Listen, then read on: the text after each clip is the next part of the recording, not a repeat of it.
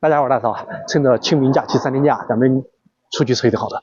我现在呢是在神龙吊锅六安总店土鸡腊肉吊锅，这个呢是蕨根粉。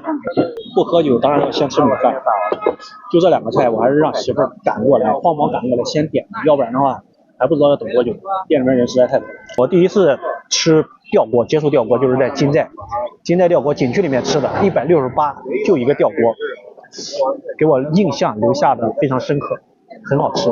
这个是土鸡，这就是腊肉，然后还有一些素的这些配菜。表面乍一看不是很多，但是呢，这个吊锅它深，有这么深，所以我们一家3口呢，一个吊锅一个菜就差不多了。丢吊锅之前呢，先配一碗米饭，咱呢不喝酒。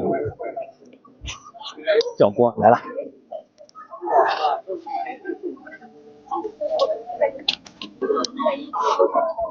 这个吊锅板吊锅多少钱？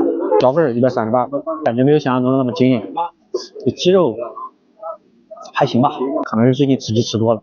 再来一块这个腊肉，乍一看很肥，仔细一看更肥。不过呢，腊肉都是越肥越香。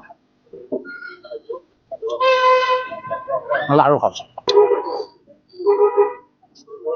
你别光看着我，你也吃。那么儿子啊，快一口他这个汤。它这个汤好，可能那个鸡刚才不是特别入味，汤味道挺棒。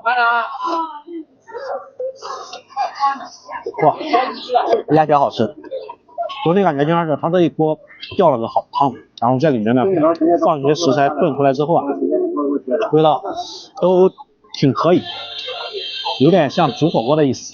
我现在吃的好吃，肉不对吗？之前吃的啥肉了？原来咱没带景寨吊锅是特别有名的，因为咱没有去景寨，咱在六安，这在六安来说，往上面算是最好吃的一家店，火有味，鸡肉明显比刚才更好吃。如果你路过在这边的时候，要吃这个吊锅，别炖和土一会儿，那就进一口味。怎么样？这个好吃吗？还行啊。我菜。你们喜欢吃多少？景寨的锅没有这么多汤呀，就像烤的一样。你要吃的不满意就行。咱没有说。我发现个问题，小碗米饭根本就不行，最后这一块吃完了，给我的总体感觉呢就是说不踩雷，知道吧？你第一次来六安吃吊锅的话，但是呢，没有我想的那么惊艳。对比上次3年前我在金寨吃的那个金寨吊锅来说，我也是更倾向于我吃那个金寨那个吊锅。